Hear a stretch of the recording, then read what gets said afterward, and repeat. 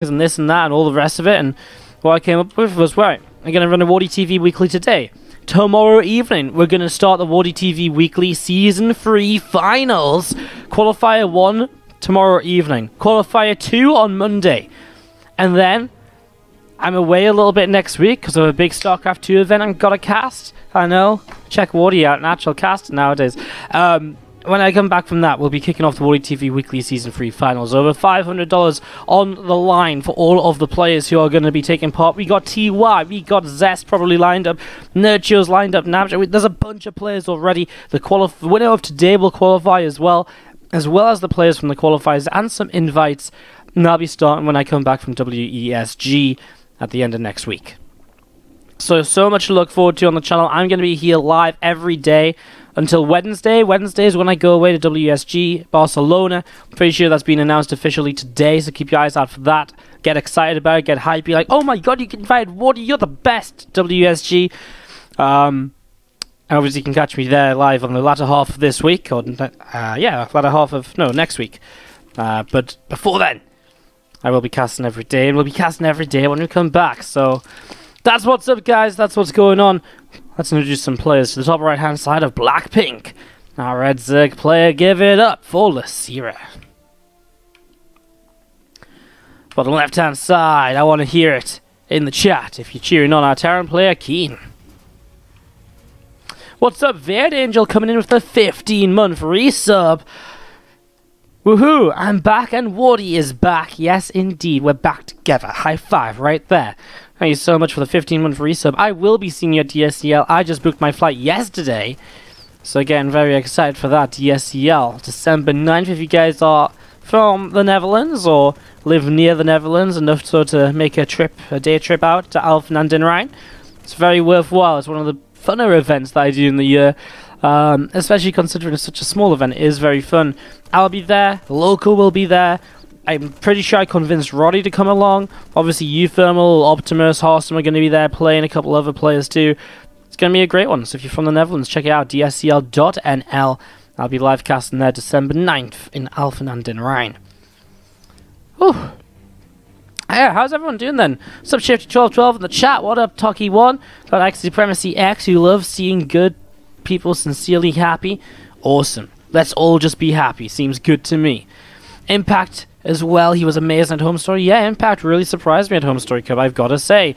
Anyways, no time to talk about that right now, guys. No time to talk to you in the chat because we got Dropper Lords, we got Lings, and we got Losira going for a very aggressive push here in game number 1 of this best of 3. Now, it's going to be a bio play from KeeN. Interesting because personally I feel like bio is pretty dead right now in the TvZ meta.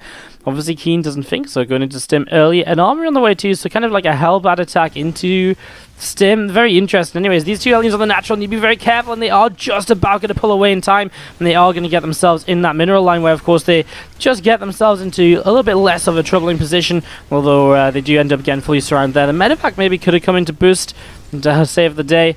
A lot of these things going down. Now, of course, we saw those Dropper Lords getting morphed. No, were they just Overlords? God damn it, guys, I'm so sorry. This Overlord skin has duped me right then and there. I really thought these were Dropper Lords, but no, they're just normal Overlords in production. I'm so sorry. I really thought he was morphing a couple of Dropper Lords in to kind of bring the Queens across, and that was going to be my next point. I was like, well, where are the Queens? He's actually got quite a few drones to be doing like a Ling Queen all-in. What, you know, I was getting myself a little bit confused there, but turns out it was just normal Overlords. There's also no Evo Chamber, so there you go. Skins have duped me. This is why we have no skins in WCS, guys. I wish they would turn skins off in the production tab. I think they are going to. We discussed it a lot at the summit. It's something which we really said, look, we love skins, but Jesus, there's no place for them in the production tab. It's so frustrating. So hopefully we get those removed soon. Anyways, a big follow-up attack here. Not Dropper Lords, just a couple of normal Overlords, but a lot of Roaches on the way out. There's no follow-up to this from Losira. There's no Evolution Chambers down.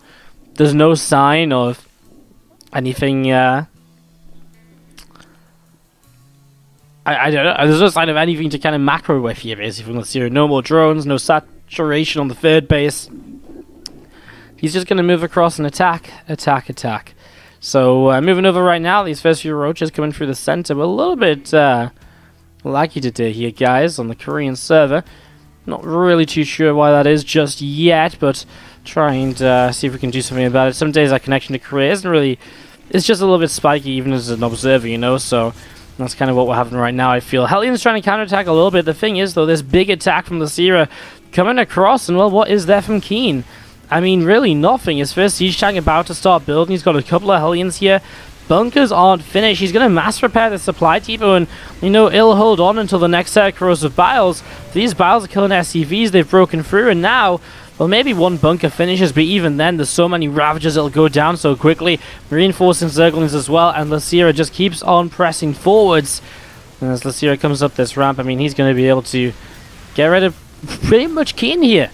I mean, what else is there for KeeN to really hold on with? I mean, you look at this and it's like, well, there's a handful of Marines. One siege tank pops out now. The problem is these Ravagers have already breached the front, and so for them to actually just drop a couple of biles onto that tank, it's not going to be very difficult. It's going to be very possible. And even a couple of Lings getting on top of it there, even if he could only get one bile. And it looks as though Losira will take our first game of the day. And that's going to be GG. No. And yeah, this year I was like, you know what? You know, the weekly was always something very close to my heart. It was something I always very much so enjoyed running. And this year I was like, yeah, let's bring it back to some capacity. So we made the WardiTV weekly. And this is our 19th edition of the WardiTV Weekly.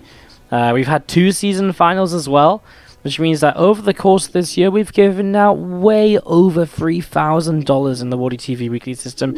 By the end of this season, by the end of the season 3 finals, we will have given away over $4,000 this year in the WardiTV Weekly series. It really has been a pleasure. Okay, now my game sounds are turned off because they were, because I was turning off the fucking intro sound. But, yeah, over $4,000, how insane is that? And a lot of it's thanks to you guys, thanks to Maturino, of course, for sponsoring OSC, one of our sponsors too, for the season finals. I mean, it's just been absolutely great. You guys who subscribe to the channel, we do say that we use the subscriber money to help run this event, and it's so very true. Without the subscribers, we wouldn't be able to run this event. So, this is going to be the last actual weekly edition of the event this year. With the idea being that the Season 3 finals qualifiers start on Saturday and wrap up on Monday. And then when I come back from Barcelona, it's all going to be out at the Season 3 finals. We've also got another tournament planned for December. And then plans for WardiTV Weekly Season 4 to start up again in the new year. So, yeah. Exciting stuff, right? Exciting times. Really looking forward to bringing you guys more. But, again, what a great year it's been for the WardiTV Weekly. And for a new event as well, it's done extremely well. Like the viewership for some of these, for some of the days on this event have been like through the roof. It's like, it's really been insane, and especially for season finals and stuff, we've broken like 2.5k viewers at points. It has been crazy. What a year! What a year in general on the stream, but I don't want to get into all of that now, as we. Do you see this Reaper coming down towards the bottom right-hand side of the map, looking to see what's going to be happening in the early stages of game number 2 here. KeeN trailing by a game after that big Roach Ravager attack was good enough in game number 1 to push Losira 1 game up here fairly quickly, fairly swiftly, without much of an issue at all. So Reaper poking around, we are going to see it picking off one Zergling there. Grenade goes down, and a couple of drones are going to get blasted away. Queen there helping to push that Reaper back as well, and that'll be about it for now for KeeN. Guys, this I know what you're thinking. Why is it so laggy? Why is it so jumpy today? But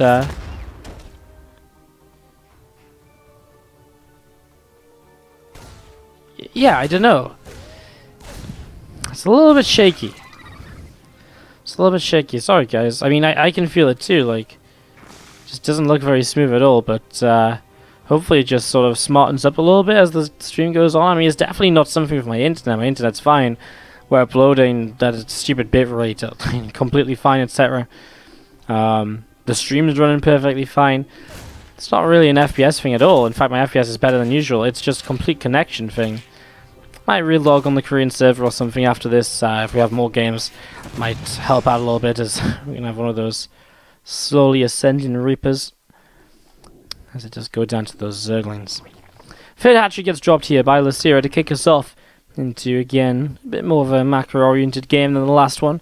No initial Ling run by or anything to slow the Terran down, and well, KeeN sent up into a Liberator and a Siege Tank too, going to play very safe this time around. He has a single Widow Mine at the front. He's picked up a kill so far. Now, obviously, this is on the new balance patch, and well, Terran hasn't been doing so hot at the patch. Mech is pretty good, I think. I think Mech against Zerg is pretty decent, but I think the problem a lot of Terrans are having is that they're pretty much forced to play Mech when they don't really necessarily want to play Mech every game. When you play Bio right now, it's just not brilliant. Obviously, the Widow Mine is revealed when it's on cooldown. And Fungal Growth got a buff, which is just insanely good. Infested Terrans help out a bit. I think the issue right now is that you can just sort of, with the Infestors, bypass Ultras. And so you can go straight from kind of Ling Bane, whatever, Ling Bane Hydra, into like Ling Bane Hydra Broodlord with Infestor support, and there it becomes very unstoppable for Bio. Like, there isn't really an answer to it. So it's an interesting scenario right now. We'll see what Blizzard maybe do to address it, or whether they want to leave Mech as the way this matchup is meant to be played. Either way, I think it'd be a shame, because I really feel as though Bio versus Zerg is one of the classic StarCraft 2 matchups. Like, it's one of, you know, it's almost not everyone's favorite, but it is one of the favorite matchups for people to watch. Bio versus Zerg. It's a lot of fun. As we, you just see Creep just pushing out towards the center, and the game continuing on for now. 1-1 upgrades coming through here from Losira. But yeah, KeeN again is going to play Stimpak, so obviously he doesn't think that Bio is dead. He thinks Bio is viable. Especially on Abyssal Reef, I find that very interesting, because out of all the maps, Abyssal Reef is kind of the map where it's like super good for mech. Super good for mech. So interested to see how this turns out anyway. Siege Tank moves forwards, and again, KeeN obviously going to be playing the Siege Tank sort of style. Where's his first set of units gone? Is that his first tank? No way. He's building the tank so much earlier as well. I guess he cancelled it. No, I guess that is his first tank. He was just on the high ground. He just brought it down. Sorry. Apologies. Alright, well, we do see Stim about 75% of the way done. Zerglin gets picked off, and this Orbital Command Center will be landing now. On the left side of the map, a couple of SCVs coming over. A lot more Lings coming out in the first few Banes as well, just preparing for the first initial push of the Terran player. Losira making sure he's going to have plenty to deal with any sort of aggression. He had this Rotoron down, but no real intention of using it, it seems.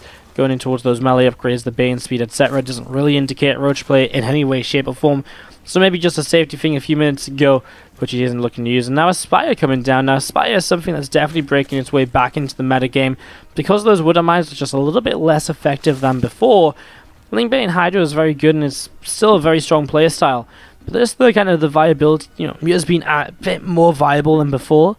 It's just kind of brought a bit more life to them once again when it comes to playing against Bio. So we will be seeing Ling Bane Muta here to start off with for Losira. There's some Zerglings, well, them running by are going to get shut down pretty quickly. Again, those Widow Mines will now be revealed as they're on cooldown. And that's the thing, if there's a few more Lings left over, those Widow Mines are guaranteed to be killed. You don't necessarily need the Overseer there anymore once you've set them off. And I think it's just one of those things, you know, it's just a straight up nerf to the Widow Mine. It makes it surprisingly a lot weaker, as we're going to see Medivacs boosting in, lifting up those Marines. I'm just going to be seeing the Marines just going to be unloading into the main base. At the same time, there's a drop in the natural. Widow Mine will not quite get a chance to go off there. Will not go off on the Queen either. That would have been a kill. So we'll just hide away as we still see the drop in the main. Trading around the map here. 6 workers killed, not bad at all. A few Lings going down at the same time, but these Banes are going to find connections. And they're going to be fairly happy with that, because it's going to push the Medivac back. Drop of the natural cleaned up as well. Looks as though the Queen gave its life to get that Medivac. With that dead, just kind of frees things up. Now 4 Widow Mines inside a Medivac. Another drop coming through. See what KeeN can get done with this, as we're going to be seeing some Marines still behind this mineral line at the moment. Lings running in, and a few more drones picked off. 5 more workers. Obviously KeeN giving up army to get this done as these Widow Mines begin to unload. Not really the best, right? I mean, he hits a couple of drones. Some of the little eggs, that doesn't really help out at all. So far, 3 Widow Mines for a couple of drones, and this is going to be a little bit better at least. That's 4 more workers for his efforts here, and for his commitment. So overall, 6 workers for 4 Widow Mines. The Medivac has not gotten out either, because the Mutas have just popped, so Medivac going down as we see a scan forwards. With these Marines allows him to claim some of those troops, but a little bit unfortunate this creep team, and just sits out a creep. Makes it very easy to reposition tumors. And at the center here, we're going to be seeing Lings and Mutas from the top side. No Banes just yet, but so far it's enough as the Widow Mine goes off, and actually Well, actually, the second Widowmine gets a lot of those Zerglings, but still, Mute isn't high enough number to chase down a little bit. But 1 or 2 meters going down as they chase a bit too far and being pushed away once again. Again, guys, these little, I know it looks very kind of frame rate issue-y and stuff. It's completely a connection thing right now. Like, my connection to Korea is apparently really shitty. I don't really have another way to explain it, so hopefully it's going to get better through the day. Maybe just need a relog or something. But yeah, that's what, you know, if you're looking at this, you're like, why is it so laggy? I don't really know either, but it's something to do with my connection to the Korean server right now. I can't do much about it, so bear with me. It's as frustrating for me to cast it as it is for you guys to watch it, I promise. As you do see the missile turret here, going to be well targeted, being repaired heavily, and as Marines come in, actually, meters are going to be pushed away. KeeN with a good defense here, able to defend. I'm going to see another creep team getting cleaned up, still just moving around with his army. That's a nice pick-off actually by KeeN. A couple of meters while defending the base, and that's even a better pick-off. 2 more meters going down. One siege tank sieges up here. Widowmine's trying to burrow, and they will get down to go off on a lot of the Banes. A lot of Banes kept back as well, though, at the same time. Now, feelings on the left side. Well, some more from the south as well. Going to keep on reinforcing this. Losira will have to back away, I think, off a creep. Just doesn't quite have the units here just now to keep on fighting. Needs to get back into morph in a few more Banes all over again. Get those ready to go once more. Another scan. More creep team is being cleaned out. The Hive, almost halfway done that transition into his late game tech, is almost ready to go. Not here yet though, and of course, you know, the transition may be nearly ready, but the actual units of that tier 3 tech are going to take a little while longer to get up on the map, and that's not going to help him for a while against this Bio Force. So again, sticking on the Ling Bane meter, here we go once again. Ling's Bane's running forwards. It is one of the strengths of the Terran player when playing Bio against Ling Bane meter. You are very good at this sort of stage of the game when you're able to keep on trading and keep on pressuring again and again. You're much better kind of being aggressive now than you would be if it was Ling Bane Hydra. Those Hydra's just much better kind of pushing force. The meter is much more of a harassment-based unit. That's a good couple of Bane connections though. And Losira, well, he's chased this very far forwards. Now he just runs about 4 or 5 Banes into Marauder on the front though. Meters are going to be pulling back. Losira is definitely right back in the game with a couple of those Bane hits. You know, again, before this it was looking a little bit scary for him, but again, a couple of those Banes go very nicely. And suddenly, well, KeeN has been pushed all the way back. And what now? Well, Hive is finished, and that's what KeeN has just seen. Adrenal Glands has started, and it is going to be the Ultras Cavern chosen here by Losira. So far, really actually looking like, you know, bar the fact that it's Ling Bane Muta instead of what's more commonly being seen as Ling Bane Hydra in the meta lately. A very kind of meta steady game, you know, following the meta, both players sort of just knowing what they need. I was going to be seeing these meters from Losira going over to the left hand side and seeing what they can do next. More Bio coming through the center as well here for KeeN. And again, those meters going to push on forwards and try and catch Sense Tower. Would be nice. A little bit scared of the Widowmines though, so just backs away for now. I mean, the Sense Tower would be nice, but is it worth losing potentially a couple of meters for? Not really. Gets it anyways. Apparently burns down. No repair there from KeeN. A little bit of a shame. Obviously, put that Sense Tower up for a reason. He didn't just put it up for good fun. It's not a cheap thing to build. 100 gas down the drain. And KeeN doesn't have a lot of gas in the bank right now. He's actually got a good amount of gas economy. Even taking his 4th base gases right away here, realizing he just needs a little bit more. His main base orbital relocated down to the 5th location. That's why you see a starport building in its place now in the main. Getting down with about 1,000 resources left in there, 1.2k gas. Probably why he needs the 4th base gases this quickly. I was going to say, when playing Bio, 8 gases is kind of a lot, which is why I checked the main, because I was like, is he mined out of gas already in the main base? Well, no, he isn't. It's just that he actually moved his main base command center, so wants to stay on about 6 gases here. It's a good number to kind of keep on producing. Well, he's probably going to go into Liberate production very soon as a way to help deal with these Ultralisks. And that's something which is a little bit more gas intensive, and there we go. 2 Liberators now on the way up. Tech Lab as well, obviously Liberator range will go a long way to help with this, especially as, you know, Marauders come up too. You'll be making a few more, as Ultras come up, you'll be making a few more Marauders in your army. This also just adds on to kind of the gas costs here. Kindness Plane not yet ready as the first Ultras are popping and starting to skirmish. Looks as though KeeN isn't really able to find a position to push forwards and fight. And no, as again, Lib range is coming. Libra is on the way. I honestly wouldn't wouldn't mind it if we saw KeeN here just sort of backing away a little bit, waiting for his Liberators, because, you know, the Ultras are here for Losira. Losira's hit this tier 3 tech, and KeeN hasn't got the answer which he's committing to deal with this right. You know, he's not set up correctly in the way he wants to be, and so there's no real reason to try and take a fight right now. A couple of Widow Mines here. Start to splash okay for the Terran, but then start to splash onto the Terran. That last Widow Mine, though, just hit a whole chunk of Banes as he pulls back. This turned out to be an okay trade. A lot of Lings going down. He does get sieged up with his first couple of Libs. Now Infestors on the way out, Corruptors as well. The next stage of the game from Losira is to start countering the counter of the Ultras. So as the Liberators coming from KeeN, he'll start to get up Corruptors to fight those Liberators in the sky, and we're going to be seeing the Infestors, which are obviously just such a massive use against the Bio, in the sky, in all sort of situations, so not surprised to see those coming into the game either. And just going to see +1 ship weapons coming in. We already have +1 ship plating from KeeN. We saw a lot of use at BlizzCon of the +1 ship plating rather than the +1 ship weapons. Just, you know, players showing us just how good it can be and just how sturdy those Liberators can be if they have armor upgrades. And just the fact that they basically never die to Corruptors, it takes so long that they just stay alive throughout fights. So, yeah, apparently KeeN not fully behind that. I mean, he did get the +1 armor, then going into ship weapons now instead. Continuing on as we do see Corruptors up the right-hand side again, seeing what else they can do. A few SCVs coming into the center, looking to, I guess, continue to build up missile turrets, etc. here. Really just making a stronghold in the center of the map. Turrets just to help against the Corruptors a little bit, and here we go. Corruptors going to start coming in first. Widow Miner 2 goes off quite nicely on Corruptors and then on Zerglings. The Infestor there did hit a decent-ish fungal on the top side, allowing Balins to connect farther easily, as the Terran player wasn't really pre-split. Now a couple more Widow Mines don't really get the connections they're looking for. They go down rather quickly, actually, to the Banes as they connect on in. Losira has pushed this back yet again, and KeeN will be just falling back to get more Liberators out. Meanwhile, Losira continues to build up that Ultras count, just going higher and higher. Honestly, kind of surprised we don't see that switch into a Greater Spire, at least building, just to give him the option of playing into Broodlords here at some point. Obviously feels as though he's in a little bit of danger, and so needs the Ultras just to stay on the map and to stay alive right now. So Ultras continue to come out here as a new hatchery builds in the bottom left-hand side of the map. This command center going to lift up, and it's going to move towards the top side. Obviously wanting to keep expanding here, both players, as the game goes later.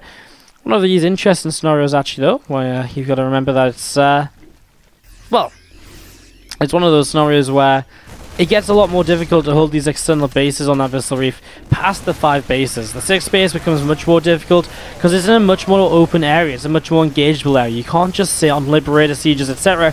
to defend it. And the same goes for the Zerg. You're not going to have as much creep. Units are not necessarily going to be there right away. If Fungal lands and helps, again, the forward Terran units just to get picked off a little bit more easily. More Libs are sieging up here. Ultras are looking as though they want to commit a Fungal on the Libs just to help out with a bit of damage as Corruptors working their way through. A lot of Ultras have gone down here, though, in this process. As the first couple of Ghosts start to come onto the map, they've thrown down a single snipe to help out, but not much more behind it. Losira has remaxed instantly here. 7 more Ultras and 3 Corruptors. Zerglings to fill up the rest of his supply. And honestly, at this point, Losira looks as though he might just have enough to come in and overwhelm KeeN with another push. We saw KeeN just about able to hold on there, just about enough Liberators staying alive. But you know, the Corruptor count didn't really get damaged. The Ultra count obviously took some hits, but it's rebuilt here almost instantly, minus the fact that you have to wait for the Ultras to actually pop out. They rebuild pretty quick, and that does go a long way, as we do see this medevac coming through the top side. A few Ultras here as well, up to the top, seeing what they can do. Corruptors coming in as well. A few beings finishing up on the far right, and a couple of changelings getting picked off as well now. Just shutting this down. KeeN actually going to pull this command center away. He's got another orbital over here.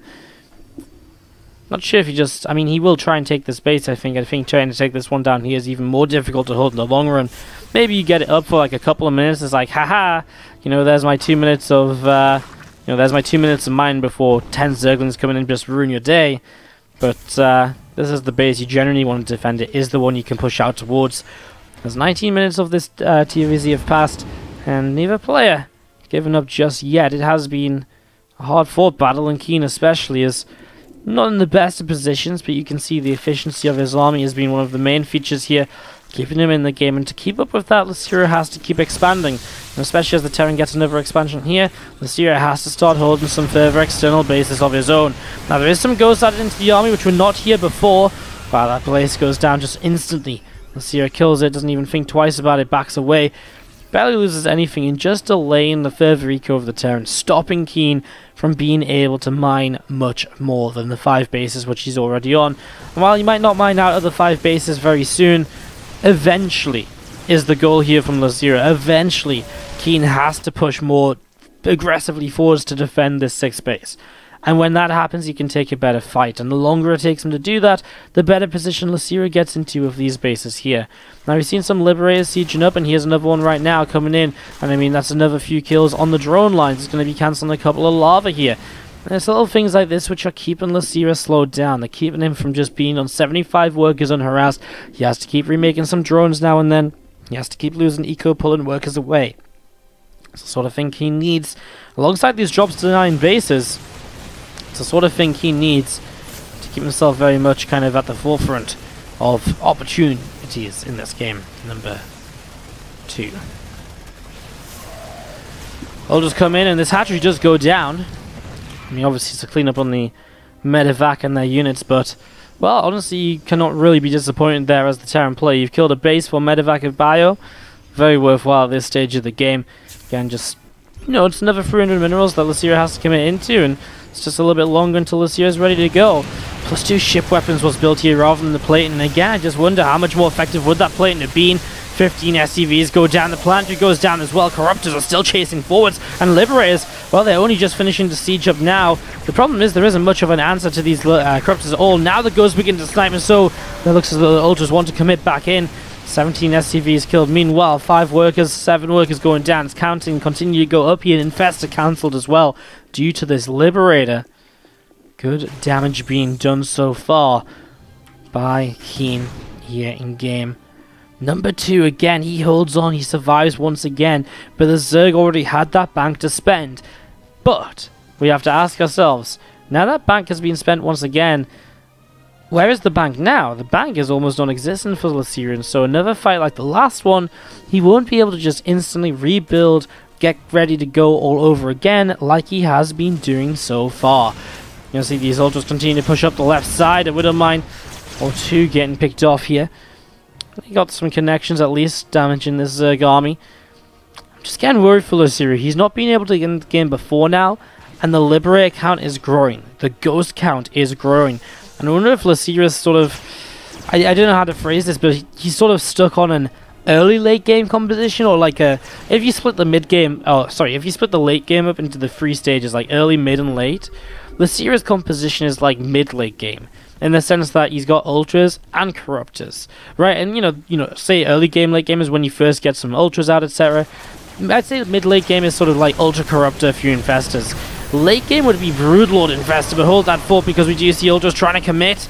I mean, those fungal growths are so huge because they cancel the snipes on the Ghost with the consistent damage output.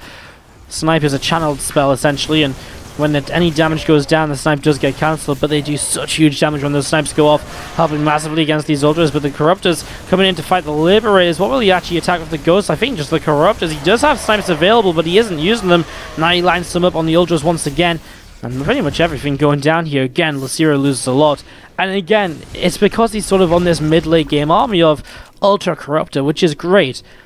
But if he had Broodlords and more Infestors than just 3 or 4 in this, it would be so much more unstoppable. But he hasn't been able to get there because he's been playing aggressively on this kind of lesser late game army than what he could be at, and he hasn't done enough with it. Whereas at the same time, KeeN, the Terran's late game is a bit harder to split up, but initially sort of, well, you go into some Liberators and that's your answer to the Ultras, right? And late game Terran, like late game, you don't really ever see that, but Terran's mid-late game is the Ghosts. And once you got Ghosts and Liberators, it can fight very effectively against that Ultra Corruptor Infestor composition of the Zerg. And that's why you need something else, like some Broods. You need to take slower fights while still making progress. And that's something which again, Losira just doesn't have here right now. He doesn't have the way to take better fights at the moment. He doesn't have any Vipers added into this army. You know, that's the difference, you know, he doesn't have the full Zerg army that he needs right now to make this work out, as we're going to be seeing Lings, Banes, Ultras, Corruptors to the top side of the map. Here we go, Corruptors lead the charge in. One Liberator goes down, now two. Lings and Banes will commit in as well. Want to try and find those ghosts. The first few snipes do go down. Oh, I love it. He's got the cloak, and you know what? There's no detection here for the Zerg. He can manually detonate some Banelings, but it's not going to work out. Obviously, those ghosts will run out of cloak energy at some point here as this base gets denied all over again. This was a better fight from Losira than we've seen previously. The full-on commitment with some Ling Bane added in to help push back the ghosts, it helped a lot. But again, he's hurting. He doesn't have Infestors to rebuild. He only rebuilding 3 Ultras. He's not going to max out. But KeeN is struggling as well. KeeN's manning out of his bases. He's lost this base now. You know, he's flying it out to this base all over again. He's running out of bases. He's running out of mining, and that is the issue here from KeeN. If we look at the income, Losira's been in a huge income advantage throughout this game. There's this portion in the last minute where he was down, probably just transferring some workers.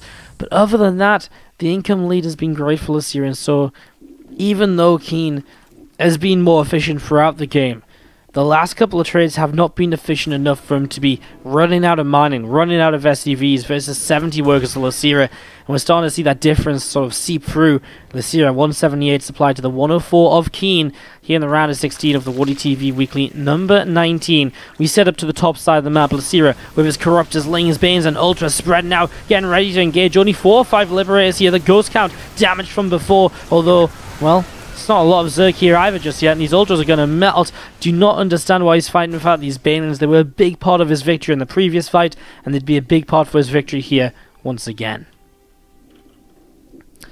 Again, just to answer the question in the chat, guys, I'm not dropping frames. My StarCraft 2, for some reason, my connection to Korea is fucking terrible. And so we've got this kind of weird lag that's coming through. It's making the game very spiky, very slow. I don't know what it is. I'm going to try to reconnect to Korea after this to hopefully fix it.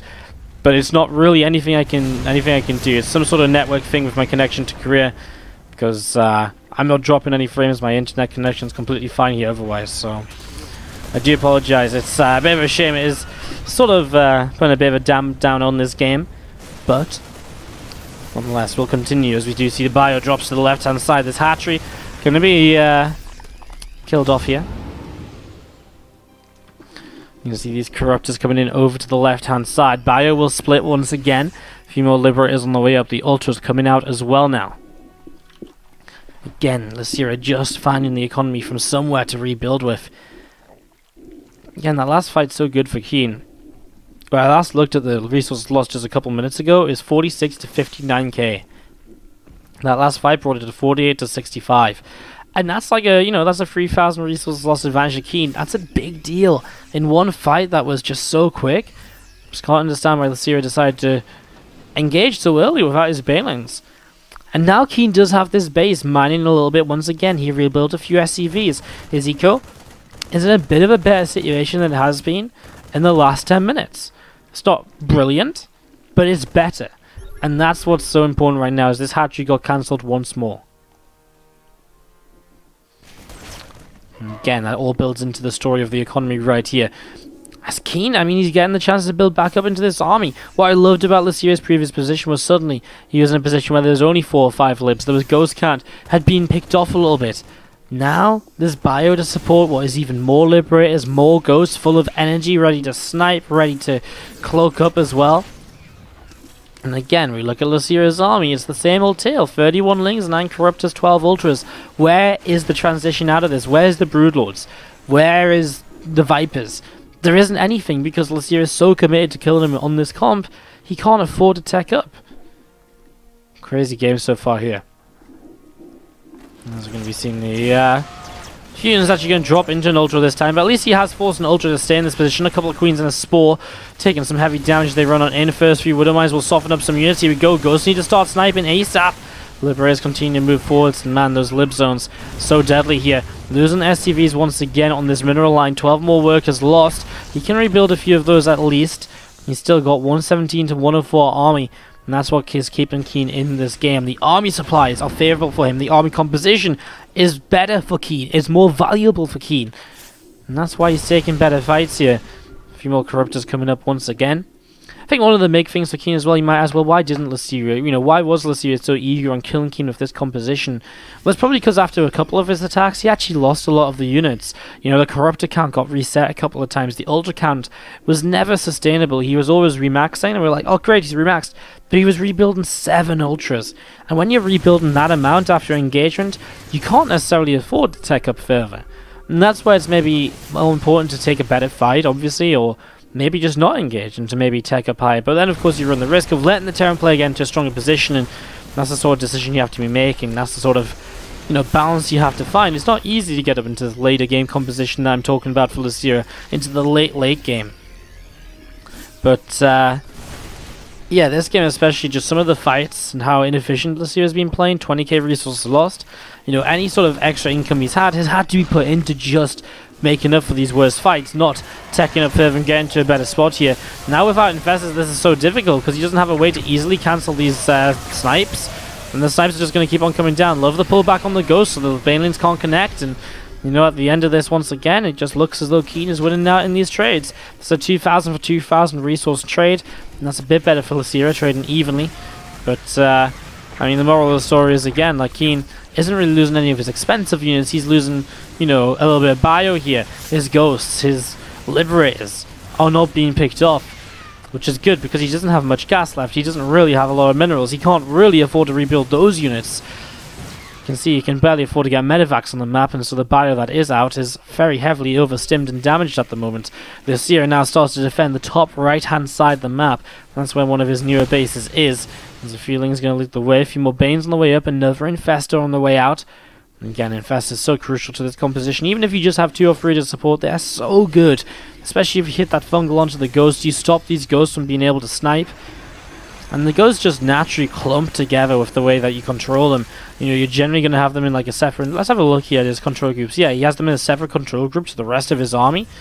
And that's because he doesn't want to have this situation, as we do see a Liberator coming along here again, just sieging up and hitting some bases. A couple of Liberators actually doing a great job, nearly killing an Ultra too. But yeah, keeping the Ghosts in a separate hotkey means that, you know, you move your main army, then you move the Ghosts. And so the Ghosts are likely to come together, and so that fungal can so often be very easily found here. As we hit 112 to 100 army supply, these Lings are engaging very early, and there's just more units being thrown away by Losira a couple of times now. He's been pushed into these awkward positions. As KeeN's going to push towards this upper right base, and as weird as this may sound, this is an easier base to hold as 2 Ultras go down to snipes. This is an easier base to hold than the last one, because now if he's defending this position, well, he's got multiple choke points, which is just going to naturally force the Zerg into a much worse engagement, and that's going to be very beneficial for him. He can take fights that look like that, compared to kind of having to fight here, where the Zerg has a natural concave and he ends up fighting in the much more open space. It's going to go a lot better for the Terran player defending this space. It's a very weird thing, especially when the Zerg is committed to defending here too. This base would be harder to hold because of the fact that it's further away from the other base on the left side. But if the Zerg is positioned on the right anyways, then having, you know, pushing towards the right side and making progress in this direction makes no difference for the Terran, because the Zerg is not going to be on the left-hand side of the map. And right now we're just seeing Losira actually starting to lose everything. We saw a couple Ultras going down one at a time just before, but I think this is going to be pretty much everything she wrote for Losira here in game number 2. KeeN, one spectacular game, 33 minutes long. We thought he was dead a couple of times, but he showed us he wasn't. Game, and it was one of those ones where we weren't just sat back like, oh well, what happens next, you know?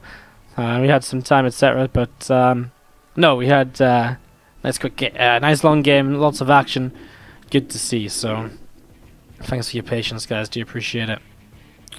Alright, gonna jump into game number 3 now of this ZVT. To the top left hand side, our red Zerg is Losira. And it does seem as though our connection is a lot better now. Don't want to jinx it, but it's looking so much smoother than the last game. As we have to the bottom right, our green Terran, it's KeeN. Yeah, I do apologize for that, guys. Very rarely we have this sort of thing where connecting to a Korean server is just a little bit of a jumpy experience. It's a bit of a...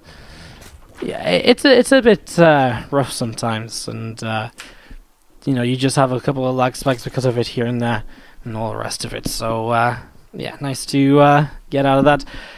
Updates on the bracket, you might be asking. Not really too much. Billowy, Impact, and Denver into the round of 8. Denver eliminating Ryong, I think, is the biggest upset so far.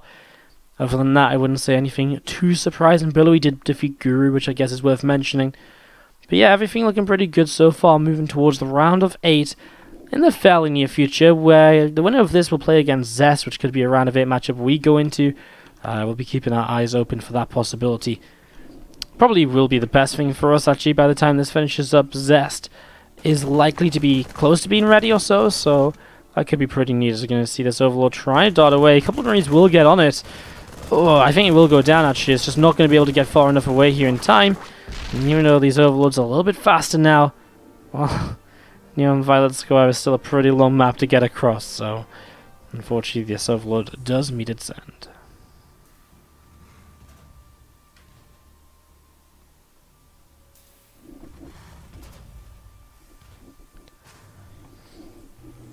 Two Marines come back towards the natural. It's going to be jumping into this bunker in the next couple of moments. There's again Overlord moving out as single Zerglin as well. Moving onto the map and seeing what's going to happen next.